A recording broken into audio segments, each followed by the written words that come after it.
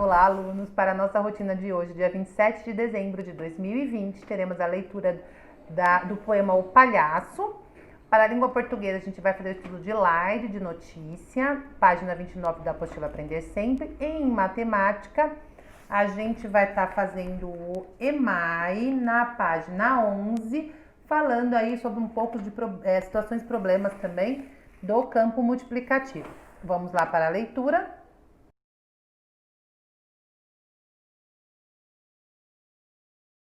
Para a nossa leitura de hoje, teremos a participação especial da Rafaela.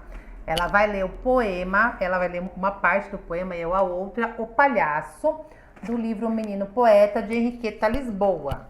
Vamos lá? Pode ler.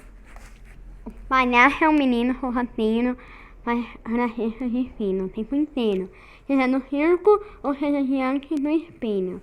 Usa máscara, é um mico pintando a verde e vermelho. Troco certo pelo falso, toca flauta de bisonho, sem ser músico. O palhaço vive em nuvem de sonho. O circo é redondo, ao redor do palhaço é redoma o espaço à volta do homem. O suscrito ao circo, o palhaço é destro no errar o passo. Quando dança, emperra no descompasso. Cara de farinha, gira o pescoço, mais não do que o osso, dentro do colarinho. Tenta cambalhotas, ensaia cambriolas, grotescas, piruetas. O homem que ocupa o centro do mundo não será palhaço com maior espaço? Vamos para a aula de língua portuguesa. Tchau para a Rafaela. Obrigada, Rafaela.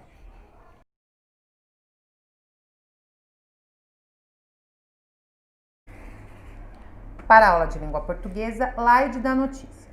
A gente aprendeu essa semana que a gente tem o título, né? A gente já vem aprendendo também, mas a gente enfatizou bem essa semana que a gente tem o título da notícia, que vai me dizer sobre o que eu vou ler, né? Sobre árvores de natais, a gente vai ler sobre o coronavírus, a gente leu aqui sobre a livraria que usa drones, o garoto de 12 anos que sofreu ataques racistas e ganhou vários inscritos, né? Então, a gente vai ler o título da notícia para identificar o que diz aquele texto. É uma primeira identificação do texto. Depois, a gente tem o olho da notícia. Né? Nem sempre, o título sempre tem, o olho nem sempre, mas na maioria das vezes. E aí, esse olho da notícia vai me trazer um pouquinho mais de informação sobre o que eu vou ler abaixo. E aí, a gente tem o slide, que é o primeiro parágrafo. E qual que é a importância desse primeiro parágrafo? Esse primeiro parágrafo, ele é decisivo, tá? Então, para quem é jornalista ou para quem vai escrever um texto, e a gente sempre escreve um texto com a intenção de que a pessoa leia tudo, a gente tem que se preocupar com isso. Por quê? Às vezes eu leio a notícia, né? Eu vou ler a notícia, coronavírus, ok. Aí eu olho lá o olho da notícia, né? Sobem os casos, vamos falar uma coisa boa, diminuem os casos de coronavírus. Aí eu vou lá ler o primeiro parágrafo. Em março tivemos o coronavírus. Se esse primeiro parágrafo não me interessar, essa coisa que eu já sei, né, coisa desinteressante, então eu paro de ler. Então esse primeiro contato com a notícia, ele tem que me trazer mais informações e aguçar a minha vontade de terminar de ler essa notícia.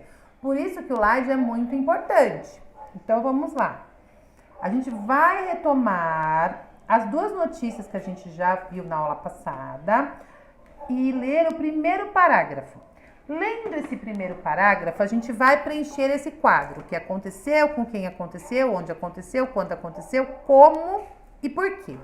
E aí a gente vai prestar atenção na hora dessa leitura o quanto esse primeiro parágrafo me deu de informação. Olha só quanta informação a gente consegue buscar neste primeiro parágrafo. A gente consegue saber o que aconteceu, com quem aconteceu, onde aconteceu, quando aconteceu, como aconteceu e por que aconteceu. Ele me traz muita informação e ele prende. Aí depois a gente desenrola o restante do texto contando detalhes, né? De como foi, de o que aconteceu. A gente vai desenrolando com detalhes, conclui o texto finalizando.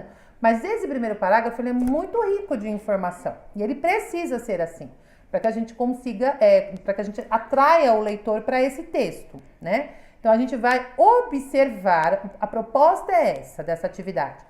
observar o quão rico é o primeiro parágrafo de uma notícia de jornal. Ok? Então, vamos para a aula de matemática.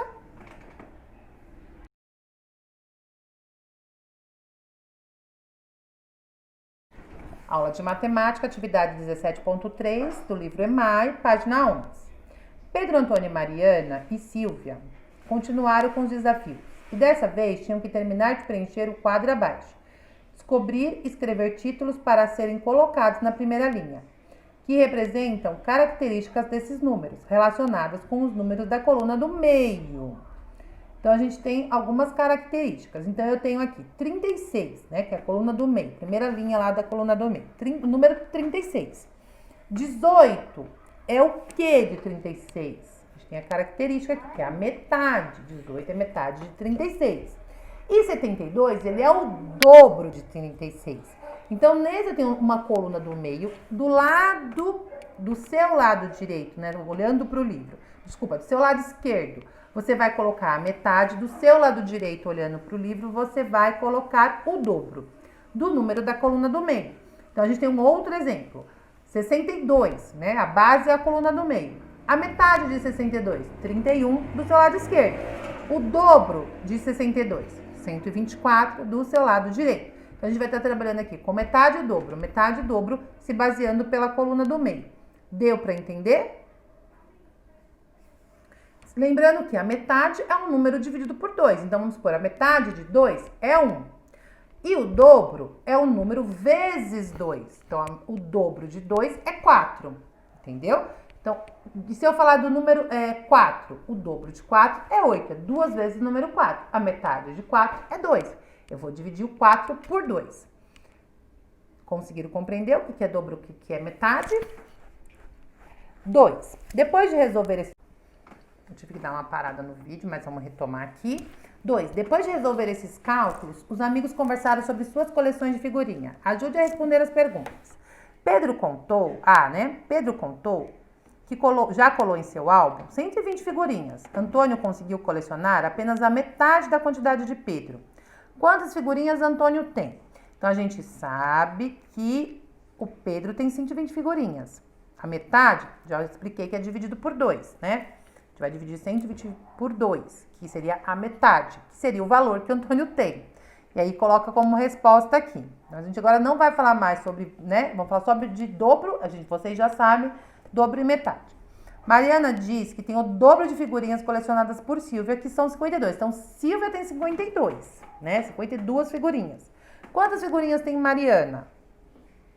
A partir dessas informações, quantas figurinhas os 4 amigos têm junto? Então, você vai pegar a quantidade do Pedro, que são 120, a do Antônio, que vocês acharam aqui o valor, o da Mariana, vocês vão também a resposta da B, a Silvia, que tem 52, somar tudo e a gente vai colocar aqui quantas figurinhas todos têm juntos. Ok? Um bom final de semana a todos vocês, até a próxima aula.